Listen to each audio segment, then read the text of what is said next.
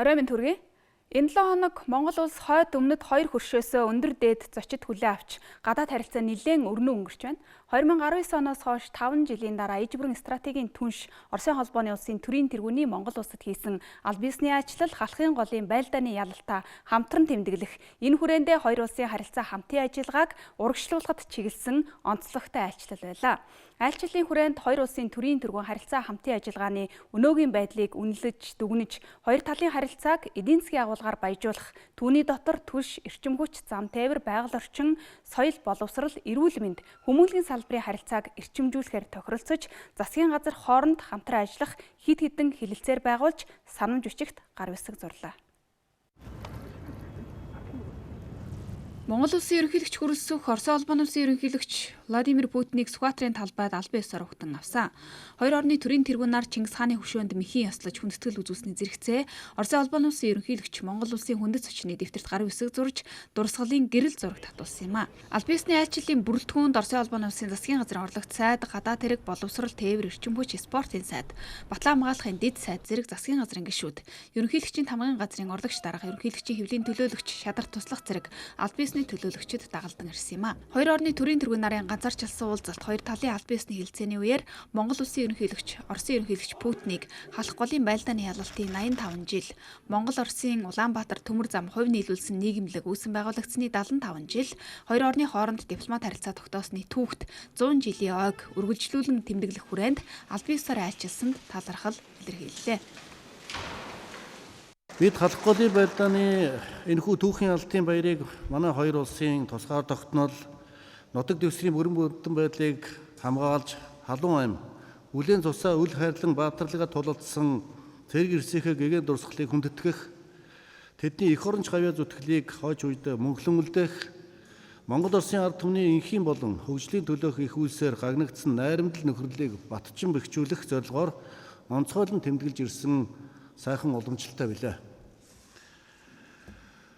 Мөнхийн хөрш манай хоёр орны ард түмний хооронд тогтсон уламжлалт найрсаг харилцаа хамтын ажиллагаа цаг хугацааны уртад улам батчин бэхжиж, шинэ агуулгаар өргөжин баяжиж, өдгөө иж бүрэн стратегийн түншлийн төвшөнд хүрээд байгааг тэмдэглэн хэлэхэд таатай байна. Бид зөвлөлт холбоод улс болон Монголын цэрэг эрсийн гаргасан эрд зориг, ам биеэ үл хайрлан дайсны эсрэг бат зогссон байдал, баатарлаг үйлсийг үргэлж хүндэтгдэг, дурсан сандаг. Мөн зэрэгдсэн тулалдсан цэргүүд Монгол улсын тусгаар тогтнол газар нутгийн бүрэн бүтэн байдлыг хамгаалсан. Хүн цорилтыг давсан он жилүүдэд сайн хөршийн харилцан бие биедээ тусалсан нь эртний уламжлалт Орос Монголын найрсаг харилцааны хөгжлийн бат бөх түшиг тулгуур болно гэдэгт итгэлтэй байна. Энэ харилцаа маань Улаанбаатар хотод яг 5 жилийн өмнө байгуулсан иж бүрэн стратегийн түншлэлийн тухай гэрээний зүйл заалтын дагуу хурдцтай хөгжин бэхжиж байна. Улаанбаатар хотын дулаан хангамжийн хэрэглээний 32%-ыг хангадаг дулааны 3 дугаар цахилгаан станцын өндөр даралтын хэсгийг 50 мегаваттын блок станцаараа өргөдгөх, дунд даралтын хэсгийн 48 мегаваттын блок станцыг буулгаж, суурин дээр нь 250 мегаваттын блок станц шинээр барих зураг төсөл боловсруулж, инженерийн судалгаа хийнэ. Ингэснээр талууд төслийн нийт өртөг барилгын угсралтын хугацааг наривчлан тодорхойлж, төслийг хэрэгжүүлэх дараагийн шатны гэрээ байгуулах нөхцөл бүрдэх юм а. Мөн газрын төсний бүтээгдэхүүн нийлүүлэх салбарт хамтран тухай хэлэлцээр байгуулснаар хоёр улсын газрын төсний салбарын хамтын ажиллагааг гүнзгийрч Оросоос газрын төсний бүтээгдэхүүн саадгүй тогтвортой нийлүүлэх боломж бүрдэж байна. Манай улс газрын төсний бүтээгдэхүүнээ 100% импортоор, үнээс 95 орчим хувийг Оросын холбооны улсаас авдаг. Агаарын хөлгийн түлш нийлүүлэх тухай хэлэлцээр байгуулснаар Улаанбаатар хотын шинэ сонгосны буудлын түлшний хангамжийг олон улсын стандартад нийцсэн хямд үнэтэй бүтээгдэхүүнээр хангах боломж нэмэгдэхээс гадна манай улсын агаарын хөлгийн түлшний хангамж нийлүүлэлтийн тогтвортой байдлыг хангахад чухал дэмжлэг болох юм а. Байгаль нуур сэлэн бүрнийг хамгаалах чиглэлд хамтран ажиллах тухай санамж бичигт гар үсэг зурснаар эгийн голын усан цахилгаан станц байгуулахтай холбогдуулан байгаль орчны хамтарсан үнэлгээ хийж хоёр улсын засгийн газар хоорондын ажлыг эрчимжүүлэхээр болж байна. Энэ чиглэлээр хамтын ажиллагааны замын зураглал, үйл ажиллагааны төлөвлөгөө гаргаж ажиллахаар тохиролцлоо. Хоёр тал 2018 онд тарган тахал өвчний тархвар судлалын чиглэлээр хамтран ажиллах хэлэлцээр байгуулж хоёр улсын хилийн дагуух бүс нутагт зооноцын халдварт өвчнөөс урьдчилан сэргийлэх хянах чиглэлээр хамтран ажилласан. Хэлэлцээрийг шинжилэн байгуулснаар хамтран тандалт судалгаа хийх, мэдээлэл солилцох, тархвар судлал, нян судлалын чиглэлээр Монголын мэргэжилтнүүд мэргэжил дэвшлүүлэх, хамтарсан эрдэм шинжилгээний ажил хийх, тархвар судлалын хүндрэл үүссэн тохиолдолд шуурхай хариу арга хэмжээ авах зэрэг өргөн боломж бий болж байна. Мөн Монгол Оросын хувь нийлүүлсэн Улаанбаатар төмөр зам нийгэмлэгийн дөрвөн өөрчлөлт оруулах тухай протоколд гар үсэг зурсан юм а. Сэлэн мөрөн болон байгаль нуурын мөрний хамгаалах салбарт хамтарч ажиллах энэ хоёр байгаль орчин яам хоорондын сэлцээрт бол энэхүү асуудлууд тодорхой тусгагдаж энэ заалтуудын дагуу явандаа бол манай улсын хувьд олон жил хүлээгдсэн эхийн голын усан цахилгаан станцын асуудал бол бодитоор урагшлах юм боломж бүрдэж байна гэсэн. Бид эхний ээлжинд Улаанбаатар хотын энэ дулааны 3 дугаар цахилгаан станцыг өргөдөх асуудлын зураг төслийг гаргах, тэзүүг нь босруулах, санхүүгийн хувьд ямар шүү хэмжээний өртөгтэй юм болох юм бэ гэдгийг эхлээд олж мэдэх, хамтарч энийг боловсруулах тохиролцоо хийгдэж байгаа болохоос биш сошиалоор явж байгаа юм шиг тэр олон тоо заачсан юмнууд явж байгаа. Энэ хилцээр тогтмож тусгагдаагүй. Энэ эхний ээлжинд тэзүүгөө боловсруулна, төсөв, зураглалаа гаргана, замын зураглалаа гаргана. Энэ өргөтгөл хэрхэн явагдаж, ямар өнөртөгтэй босох юм бэ гэдгийг бол хамтарч хоёр талаасаа уулзаж ярьж судлаад энийг бол гарах юм л хилцээр хийгдэж байгаа. Оросын холбооны улс нь Монгол улсын гадаад худалдааны гол түншүүдийн нэг. Энэ оны эхний 7 сарын байдлаар хоёр улсын хооронд хийсэн худалдааны эргэлт 21% өсөж 1.7 тэрбум Америк долларт хүрсэн. Энэ оны сүүлээр Монгол улс Евразийн эдийн засгийн холбоо хооронд байгуулах чөлөөт худалдааны түр хилцээр худалдааны эрх зүйн орчныг тэлж хамтын ажиллагааны шинэ боломж бий болгоно гэдэгт итгэж байгаагаа хоёр тал илэрхийллээ. Энэхүү хилцээрийн үр дүнд Монгол улсаас Евразийн эдийн засгийн холбооны гишүүн оронд гаргах мал аж ахуйн гаралтай 375 нэр төрлийн бүтээгдэхүүн импортын татвараас бүрэн чөлөөлөгдөнө.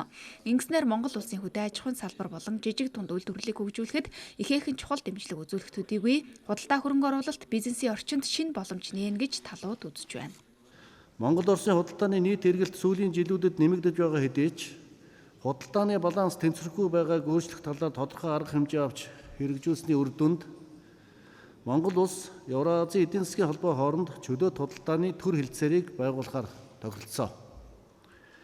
Энэхүү хилцээр манай хоёр улсын худалдааны эрх зүйн орчныг сайжруулж, эдийн засгийн хамтын ажиллагааг өргөжүүлэх бодит шинэ боломжийг бий болгоно хэмээн үзэж байна. Харилцан ашигтай худалдаа хөрөнгө оруулалт хийх чиглэлд хоёр улсын харилцааг хөгжүүлэхэд онцгой анхаарал хандуулж байна. Экспорт, импортыг цаашид илүү нэмэгдүүлэхэд Евразийн эдийн засгийн холбоотой харилцах Монгол улсын харилцааг улам дотн хөгжүүлэх нь чухал байна. Улаанбаатар төмөр замыг хөгжүүлэх 2030 он хүртэлх урт хугацааны төлөвлөгөөний хэрэгжилт эд өрнөж байна. Тухайлбал өнгөрсөн сард үндсэн хөрөнгө оруулалт, нэвтрэх чадварыг сайжруулах, суур бүтцийг шинжлэх зэрэг ажил хийгдэж байна.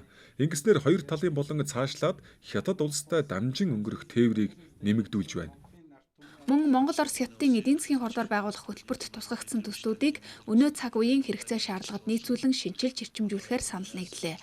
Энэ нь манай улсын транзит тээврийн өвөрмөц боломж чадварыг нэмэгдүүлэхин зэрэгцээ Монгол Орос хятадын хамтын ажиллагааг эрчимжүүлэн хөгжүүлэх нөхцөл боломжийг бүрдүүлнэ гэж тооцоолж байна.